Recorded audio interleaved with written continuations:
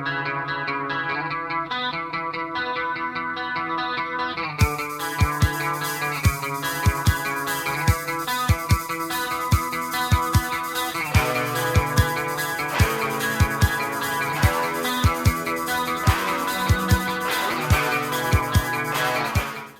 God, with malaria, Jesus. Yeah, I do remember that one actually. Yeah.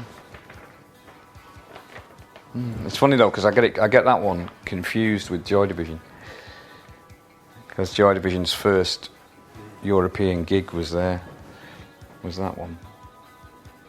I can remember more about the Joy Division gig than I can remember about the New Order one.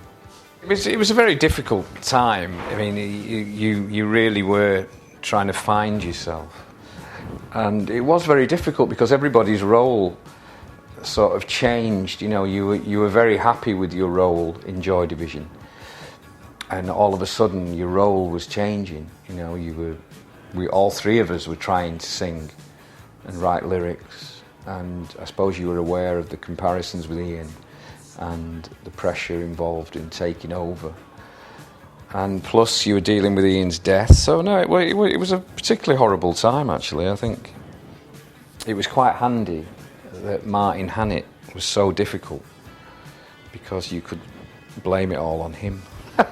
You could channel everything on Martin.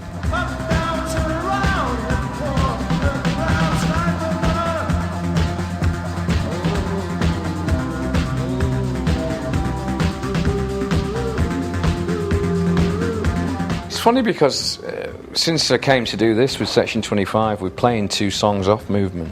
I was reading the Blue Monday article again that was in Uncut magazine last week, and Bernard says that he was very upset about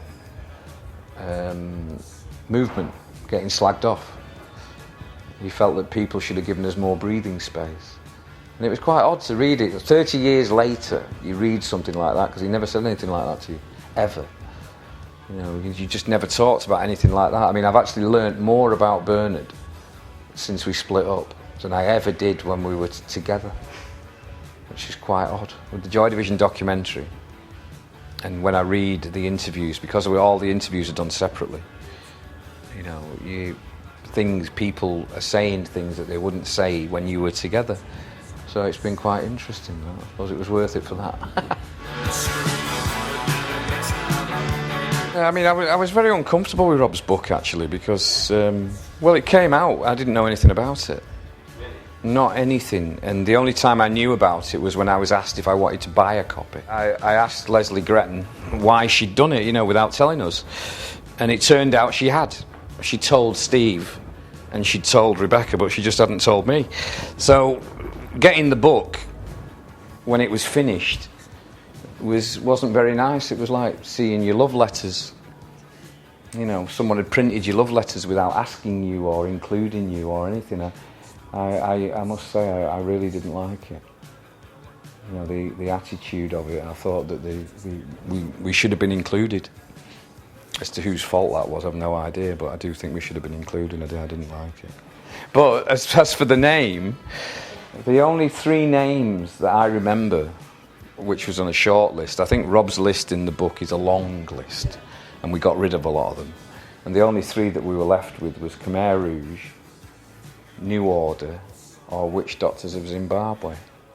And Steve and Rob wanted Witch Doctors of Zimbabwe, and Bernard and I wanted New Order. And we said, if you call it Witch Doctors of Zimbabwe, we're leaving. So it was called New Order. So that was it really. That was the decision. Because Gillian wasn't in the band, so she didn't have a say.